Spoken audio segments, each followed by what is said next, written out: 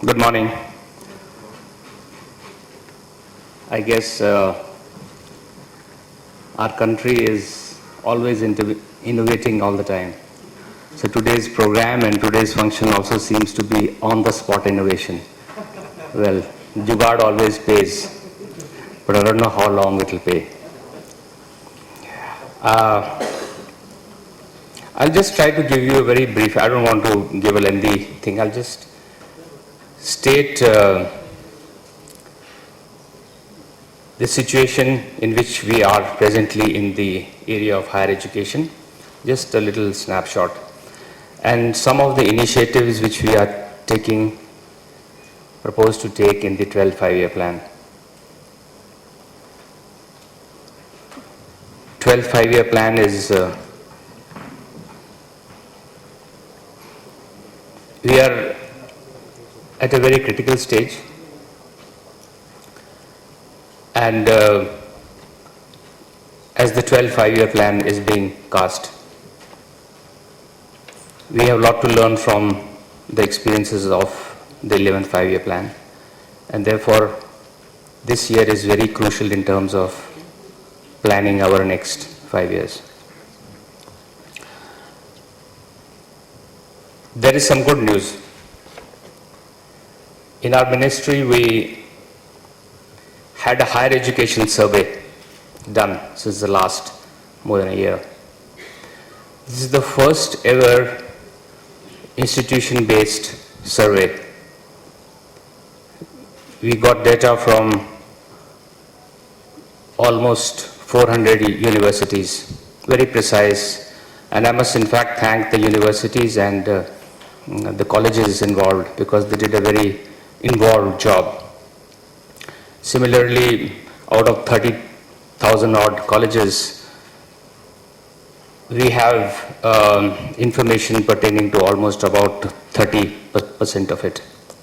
So based on that, a fairly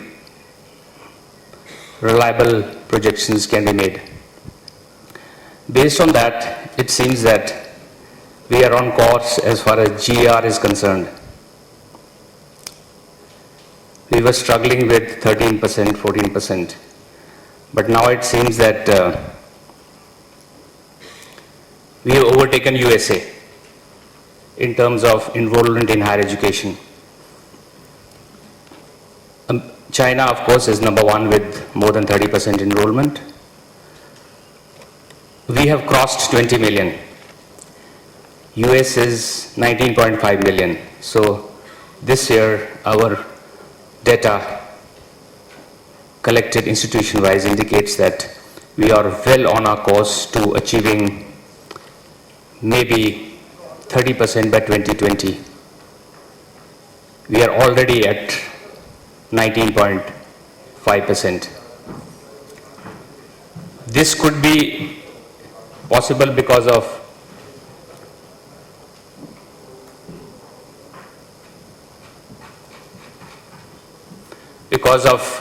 the rate at which our economy was growing, and therefore everything fell in place. There was demand for jobs and students opted to go into that. Is a very major point. But the not so glamorous part is that most of these graduates and engineers we produce are not worth much. The quality is poor.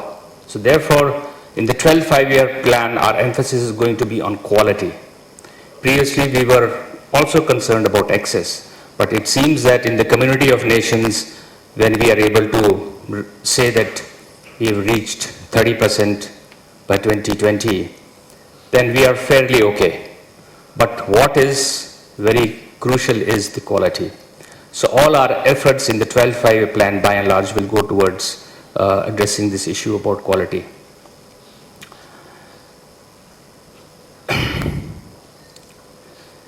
If you look at the investment that we make, again a very crisp kind of information I would like to present you, that we spend about 3% of our GDP, whereas actually it should be about 6%. Our ministry constantly whenever plans are being prepared for the 12th five-year plan. In fact, the government's declared intention is we should ideally be able to spend about 6%. Out of this, 1.12% we spend on higher education. Target should be more than 1.50%. In terms of budget, in the 11th five-year plans, the actual amount which we spent was 19.4% in education overall.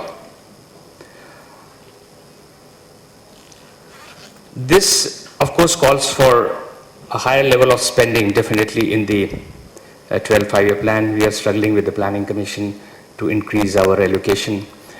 But actually, if you see, the 11th five-year plan historically has been path-breaking. For the first time, our country realized the importance of higher education and education in general. And in higher education, our budget increased 9 times, never done before. So we need to build upon this, this trend, and we hope that in the 12th five-year plan also. Unfortunately, at that time, the economy of the country was buoyant, and we could, but now, in the changed circumstances, it is a struggle. But as far as the ministry is concerned, we'll definitely move towards that. I'd like to just give you some broad issues on reforms or what we want to do in the 12th five-year plan. Like I said, in the 11th five-year plan, the emphasis was on access. The budget increased 9 times, and we was able to set up a whole lot of the institutions. For example, we had 7 IITs, we made 8 more. We had 6 IIMs, we made 7 more. Similarly, 15 central universities, whole lot of it.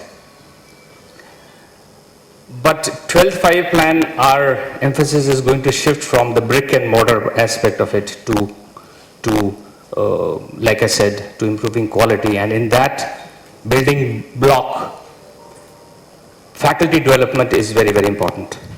So we're going to have a national teachers mission, and we propose to spend a sizable amount of money on this. Fortunately, in the 6th five-year plan, the 6th pay commission, has greatly improved the salaries of the teaching community as a whole, and we now want to build further on that. And while doing this, we will engage all the institutions.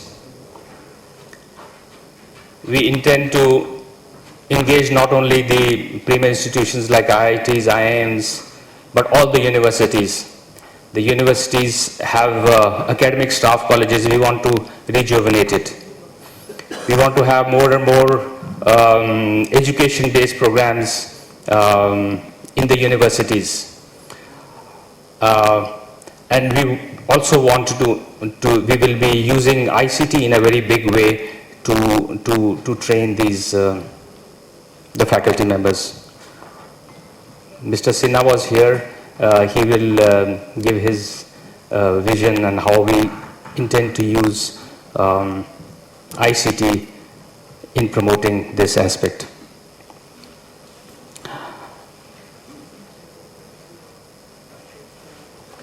We need to also emphasize in the 12th five-year plan the vocational aspect. We have neglected our vocational education and skill training programs to a fault, in fact.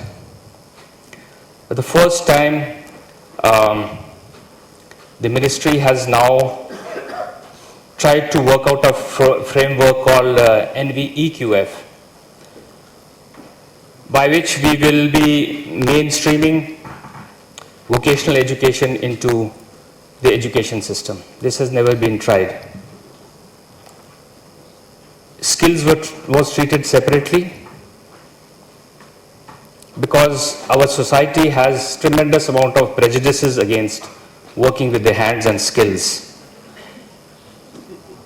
Anybody who works with his hands is considered to be lower. Anybody who works on a computer, white-collar job, is considered to be superior.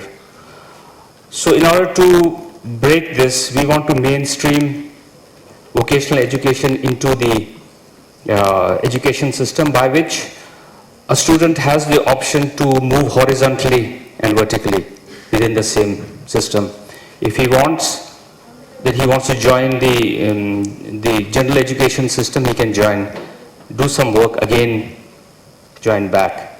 So these kind of options are being provided through this innovative scheme, and we hope that the nation's mission, Prime Minister's mission of training 500 million workforce by 2022 is achieved.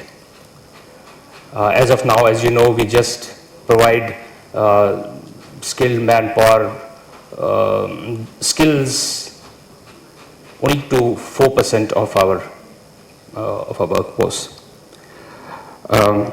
We also need to, the next point which we are trying to emphasize very strongly is internationalization of education.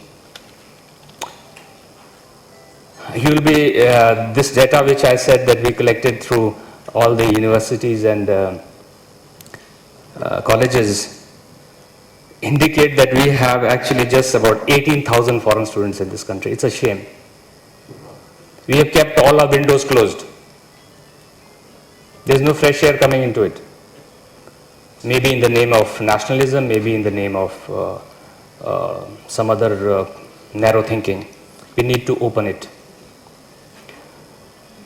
The IITs, through the IIT Council, have resolved to earmark 10% of their seats for foreign students. There will be a transparent way of selection, but all these seats, whether in the IITs or NIITs or all centrally funded technical institutions, would be supernumerary posts. That means our own students do not get affected. But in order to do this, the first thing is to provide living spaces which are comparable to the best in the world, or at least somewhere near the world standard. So therefore, we need to create international hostels. Unless we are able to do it, there's a cell phone going. Anyway, so internationalization of education, not only to invite the best students, but also to get international faculty. Here again, it's a very closed kind of a system, and all the main resistance maybe is also from within our own academic world. We need to open up. As of now, we can engage a foreign faculty, qualified foreign faculty, but it is either on contract basis for 5 years, or there are some limitations to it. The salaries should not be below $25,000 or things like that, but we need to work on this and let the top people of the world in the sphere of education, they should be allowed to come and teach with us. Another thing which I'd like to say is regarding charging proper fees on students. This is like the proverbial elephant in the room. Everybody sees it, but nobody talks. This malaise is only with respect to central government and state government institutions. An IIT student just pays 50,000 rupees a year as fees. Whereas in the private sector, a nurse getting trained in the private sector pays more than 2 lakh rupees as fees. What I'm trying to say is that the present system of higher education in the country is not sustainable unless we charge appropriate fees. Of course, when I say that charging appropriate fees, we should have a system which is a means-blind system, by which there are a lot of scholarships, free ships for the deserving students, the students who are actually, but there are also, India is booming, our economy is growing, the middle class population is really growing in leaps and bounds. People who can afford should be made to pay. This is what I feel very strongly. And though it may be politically incorrect, but that is the way to make higher education in the country sustainable. I think we all need to, some effort has been made by the IIMs. IIMs are already, of course there's a postgraduate degree. IIMs have been allowed to charge the fees and they in fact don't take money from the government at all. This also assures autonomy to the institutions. The IITs have resolved that they would be charging appropriate fees, but when the student gets employment, that's another thing which we're working on. So that dependency on government funds is reduced and the institution is able to stand on its own feet. Government money, they say that it always has strings attached to it, and it's in a way toxic, because then it starts eating into the autonomy of the institutions, whatever we may talk otherwise. Another thing which we want to do very single-mindedly is that in the 12th five-year plan, the funding of UGC and AICT will be norm-based. There will be a lot of resistance. As of now, any institution who qualifies and has the minimum criteria comes there, gives the application and he says, get me, I want my money. That kind of thing is going to stop.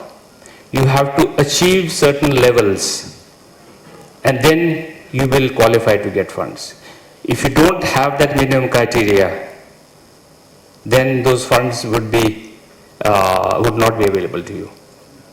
That means that you have to earn to get those funds. That is the only way in which the higher education system in this country will improve. And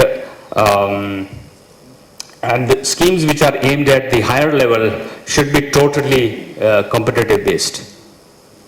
You should be able to compete for those funds and get it, rather than just the name of the institution itself sufficing to get funds.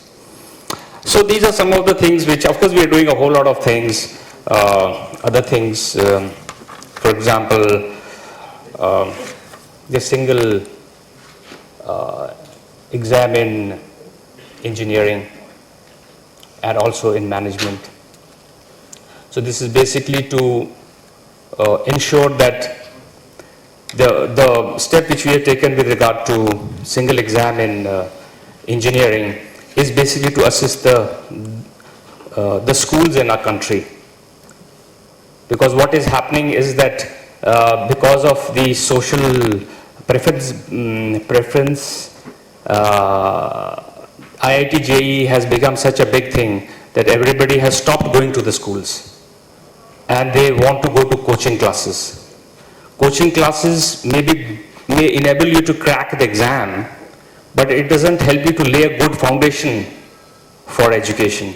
So we are working very closely. In fact, whatever we are doing in the higher education side and this aspect is in fact helping the school education. So we're working together so that the students who come from, enter the portals of higher education are well-balanced, intelligent boys rather than boys who just cram and make it to some exam. So these are some of my thoughts, and I'm grateful to the organizers. I hope next time it will be less of, we'll have a more planned and a more useful discussion. Thank you very much.